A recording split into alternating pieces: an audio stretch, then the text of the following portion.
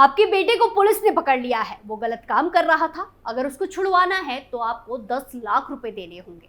आपके घर के किसी सदस्य का एक्सीडेंट हो गया है, जल्दी से इतने पैसे भेजो।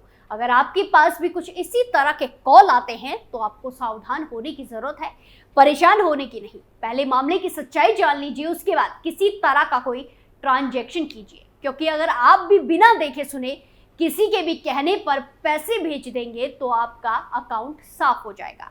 ये ऐसा फ्रॉड है जिसके बारे में देश के प्रधानमंत्री ने भी लोगों को जागरूक रहने की बात कही है। नमस्कार, कैपिटल टीवी में आपका स्वागत है और मैं आपके साथ प्रिया बिस्ट।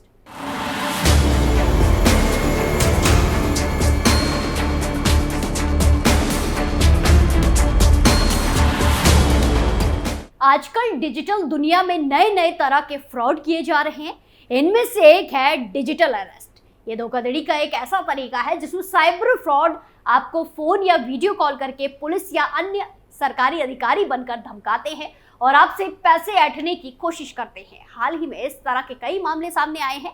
इसे ध्यान में रखते हुए प्रधानमंत्री नरेंद्र मोदी ने अपने मासिक रेडियो कार्यक्रम मन की बात के 115वें एपिसोड में देशवासियों को डिजिटल अरेस्ट को लेकर सजग रहने की नसीहत दी।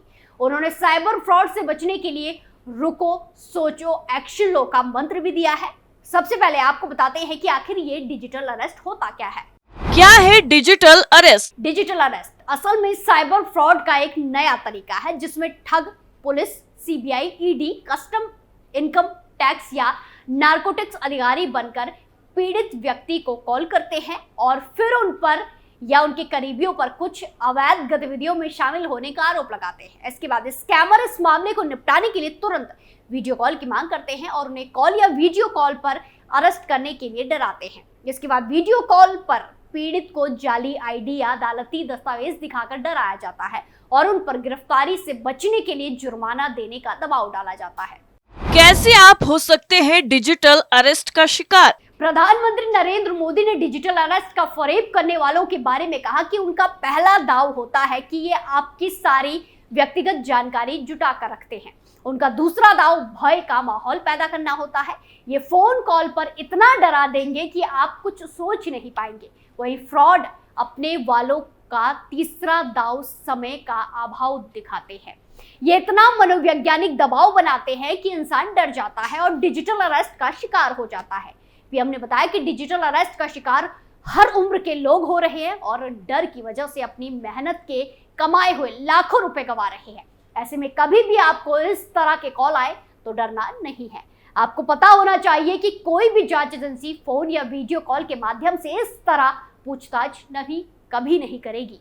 पीएम मोदी ने बताया तरीका। पीएम मोदी ने डिजिटल अरेस्ट से बचने के लिए 3 स्टेप के बारे में बताया। पीएम मोदी ने रुको, सोचो, एक्शन लो का मंत्र समझाया। पहले स्टेप में रुकना चाहिए और व्यक्तिगत जानकारी नहीं साझा करनी चाहिए। अगर संभव हो तो स्क्रीनशॉट या रिकॉर्डिंग कर लेनी चाहिए।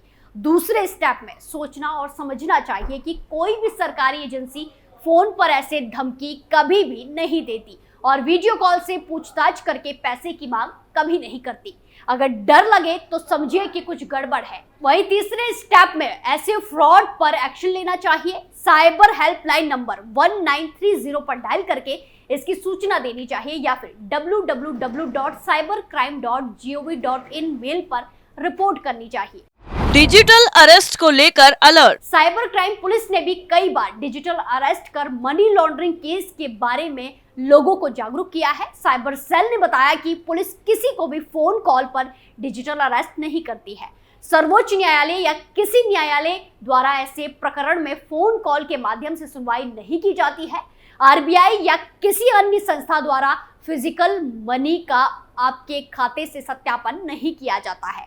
ऐसा कोई सरकारी बैंक खाता या आरबीआई का सीक्रेट सुपरविजन अकाउंट खाता नहीं है जिसमें आपसे रुपए ट्रांसफर कराकर उसकी जांच की जाती हो। अगर कोई झांसा देता है तो पुलिस को तत्काल सूचना दे। इस तरह से सीबीआई अधिकारी, साइबर अधिकारी, आरबीआई या किसी अन्य संस्था का अधिकारी बनकर आपके पास phone call, internet, Skype, Zoom video call आती है और जांच के नाम पर पैसों को ट्रांसफर किए जाने की बात कही जाती है या मनी लॉन्ड्रिंग के केस का डर दिखाया जाता है तो जल्दी से जल्दी अपने करीबी थाने में जाकर या साइबर सेल से संपर्क कर सकते हैं। 4 महीने में 120 करोड़ रुपए की ठगी। प्रधानमंत्री नरेंद्र मोदी ने मन की बात में देशवासियों को डिजिटल अरेस्ट के प्रति आगाह किया है, जागरूक किया है।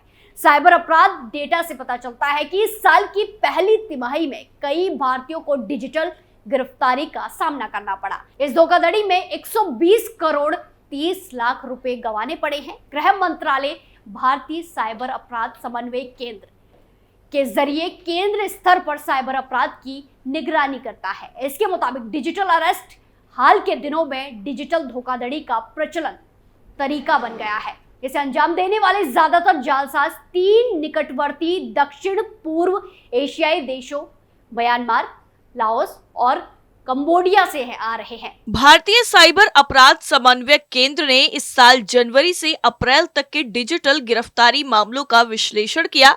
इसमें पाया कि इस अवधि में दर्ज की गई 46% साइबर धोखाधड़ी उपरोक्त 3 देशों से अंजाम दी गई। इसके शिकार पीड़ितों को अब तक कुल मिलाकर करीब 1776 करोड़ रुपए का नुकसान हुआ। I4C के मुख्य कार्यकारी अधिकारी राजेश कुमार के हवाले से रिपोर्ट में कहा गया, पीड़ितों को ट्रेडिंग घोटालों में 1420.48 करोड़, निवेश घोटालों में 222.58 करोड़ और रोमांस डेटिंग घोटालों में 13.23 करोड़ रुपए का नुकसान हुआ।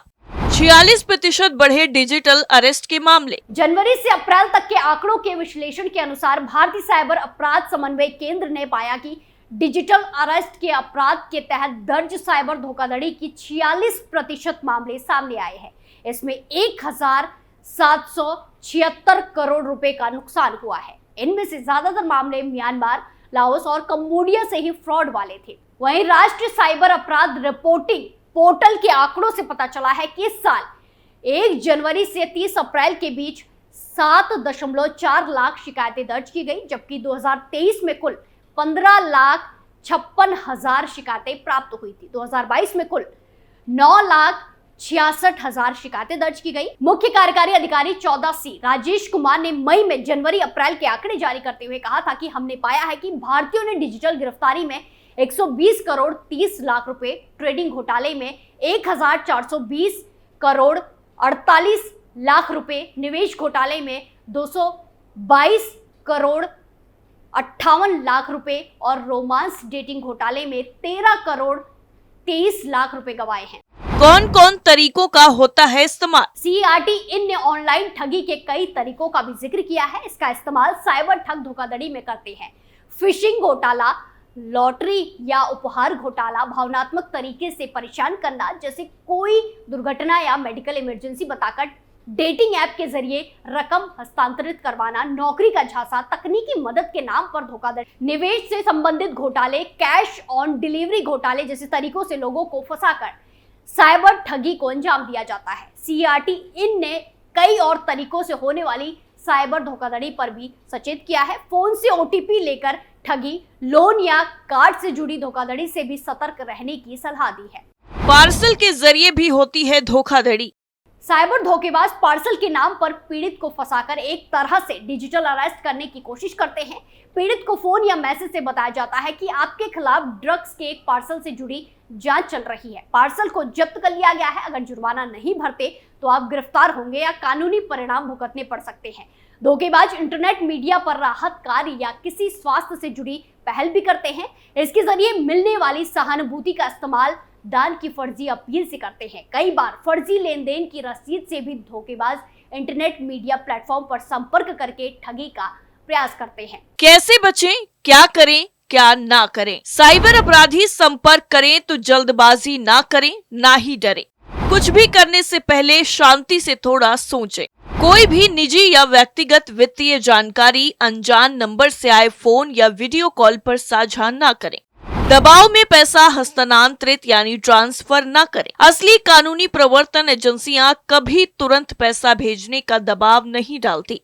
कोई फोन पर या इंटरनेट मीडिया प्लेटफॉर्म से सीधे पैसे मांगे तो ये सीधे तौर पर घोटाला हो सकता है। ये ऐसे स्टेप्स हैं जिनको फॉलो करके आप इस स्कैम से बच सकते हैं और अपनी जमा पूंजी बचा सकते हैं, अपनी मेहनत की कमाई बचा सकते हैं। तो इसीलिए सावधान रहिए और ऐसी किसी भी कॉल पर भरोसा मत करिए। पहले मामले की पूरी जानकारी करिए और उसके बाद कोई स्टेप उठाइए, कोई कदम उठाइए। हमारी स्पेशल स्टोरी आपको कैसी लगी कमेंट कर जरूर बताते जाएं। फिलहाल के लिए इतना ही, बाकी तमाम खबरों के लिए देखते रहिए कैपिटल टीवी। नमस्कार।